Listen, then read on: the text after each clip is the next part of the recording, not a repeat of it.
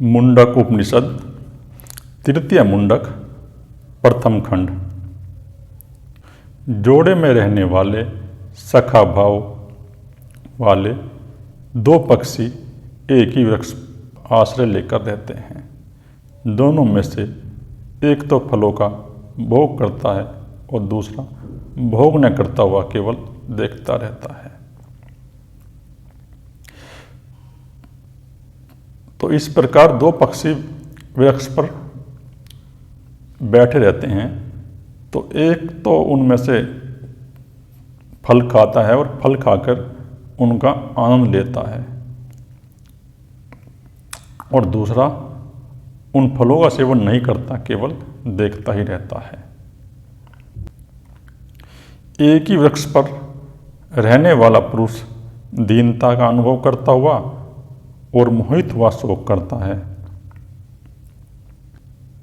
वह जिस समय उस अन्य योग सेवित ईश्वर और उसकी महिमा को देखता है, उस समय शोक से रहित हो जाता है। तो ऋषि इस प्रकार बता रहे हैं इसमें कि इस संसार में रहने वाले जो मनुष्य हैं,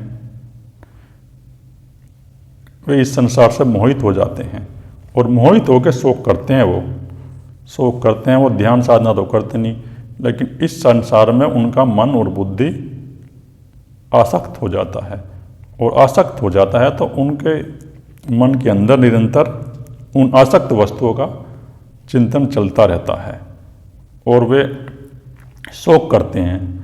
उनका कुछ नुकसान हुआ तो शोक करना शुरू कर देंगे और इस संसार की वस्तु पर ही वो उनका मन मोहित रहता है और संसार में ही आसक्त रहते हैं।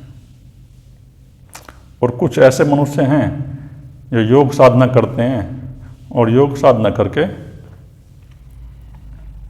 उस परम आनंद का भोग करते हैं। उनको ना कोई शोक होता और उनको ना कोई मोह होता। लेकिन अगर ये आसक्त हुए मनुष्य उस योग साधना के मार्ग पर चल जाएं, उस ईश्वर की प्राप्त करने की महिमा को प्राप्त कर लें, तो उनके मन के अंदर भी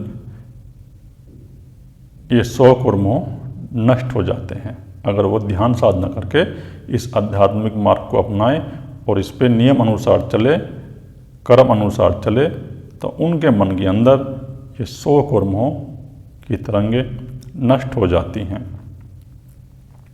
जब यह दृष्टा सबके शासक ब्रह्मा के भी आदि कारण संपूर्ण जगत के कर्ता सुवर्ण परम पुरुष को प्रत्यक्ष कर लेता है, तब वह विद्वान पाप पुण्य दोनों से हटकर निर्मल हो परम साम्य को प्राप्त हो जाता है। तो जब यह मनुष्य अपने अंदर ध्यान साधना के द्वारा उस परम पिता परमात्मा को प्रकट कर लेता है और उसका अनुभव कर लेता है, जो ब्रह्मा का अनुभव करता है, जो संपूर्ण इस ब्रह्मांड का करता है और संपूर्ण इस जगत का करता है, वह अपने अंदर उस परम पिता परमात्मा को प्रत्यक्ष रूप से अनुभव कर लेता है। जो मनुष्य अपने मन के अंदर विवेक और वैराग्य धारण करता है और विवेक और वैराग्य धारण करके ध्यान साधना के मार्ग पर आगे बढ़ता है, तो वह मनुष्य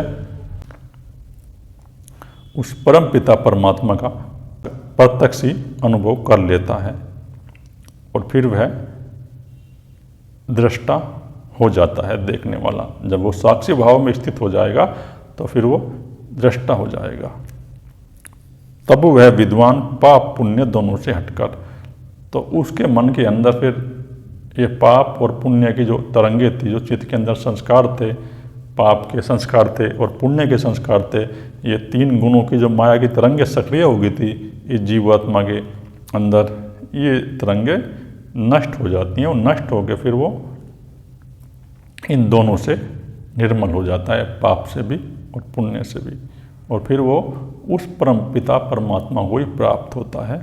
जब वो उस परम पिता परमात्मा का अनुभव अपने भीतर कर लेता है तो परम पिता परमात्मा उसके भीतर प्रकट हो जाता है और वह मनुष्य उसमें लीन हो जाता है। यह ही प्राण है जो सभी भूतों में प्रकाशित हो रहा है। तो ये प्राण है जो सभी भूतों में ही प्रकाशित है। परमात्मा को प्राण की संज्ञा दी है। ये जो 5 भूत है, पृथ्वी है, जल है, अग्नि है, वायु है, आकाश है, तो इन पंचभूतों में वो परमपिता परमात्मा ही अपने प्राण शक्ति के द्वारा कार्य कर रहा है। इसे जानकर विद्वान उस परम पिता के परम पद को पा लेता है। यह आत्मा में ही क्रीड़ा करने वाले और आत्मा में ही रमन करने वाले क्रियावान पुरुष ब्रह्मवेत्ताओं में श्रेष्ठतम है।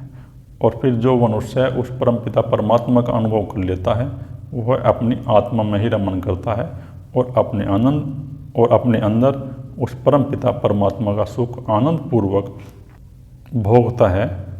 और जिसकी आत्मा उस परम पिता परमात्मा ब्रह्मा में ही रमन कर जाती है और जब उसकी चेतना उस परम पिता परमात्मा में ब्रह्मा में रमन कर जाती है तो ऐसा मनुष्य उस परम पद को पा लेता है जो श्रेष्ठतम है।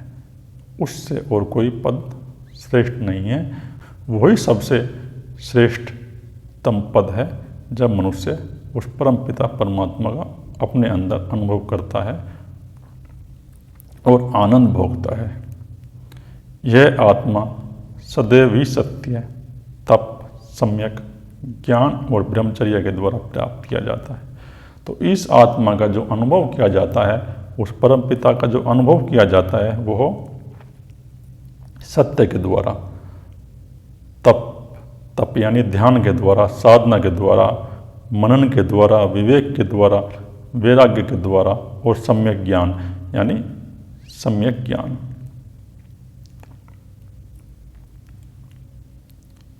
और ब्रह्मचर्य का पालन बहुत ही अनिवार्य है।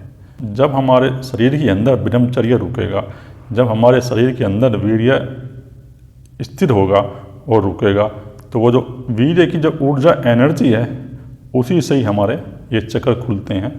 मूलाधार चक्र उसी से खुलता है। तो फिर जितने भी शरीर के अंदर हमारे चक्र हैं, इससे जो सूक्ष्म शरीर के अंदर जो चक्र हैं, मार्ग में जो नाड़ियाँ हैं, इड़ा, पिंगला और सुषुम्ना में हमारी शक्ति चढ़ती है और जब हमारे चक्र खुलते जाते हैं।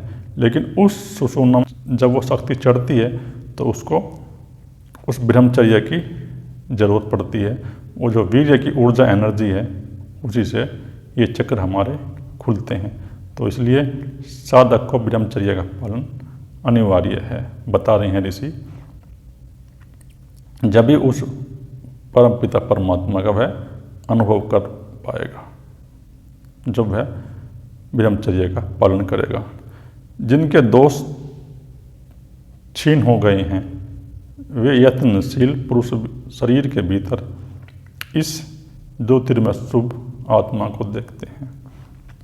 जिनके अंदर ये विषय, विकार, ईर्षा, लोभ, काम, क्रोध, जितने भी प्रकार के दोष हैं, ये दोष नष्ट हो गए हैं बिल्कुल पूरी तरह से।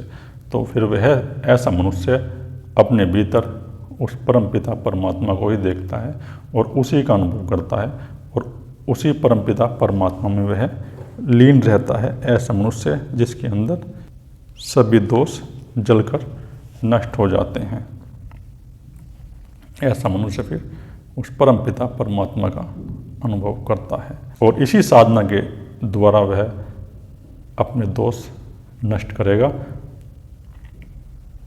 तप करेगा, सेवा करेगा, साधना करेगा और ब्रह्मचर्य का पालन करेगा और निरंतर ध्यान का अभ्यास करेगा 2 से 4 घंटे और अपने अंदर विवेक उत्पन्न करेगा। जब वह इस प्रकार से साधना करेगा तो उसके जो शरीर के अंदर ये दोष हैं, विषय और विकार हैं, मन के अंदर, शरीर के अंदर, ये सब नष्ट हो जाएंगे। और जब ये नष्ट हो जाएंगे तो वो उस परम पिता परमात्मा का ही अपने भीतर अनुभव करेगा। ओम गुरुवे नमः।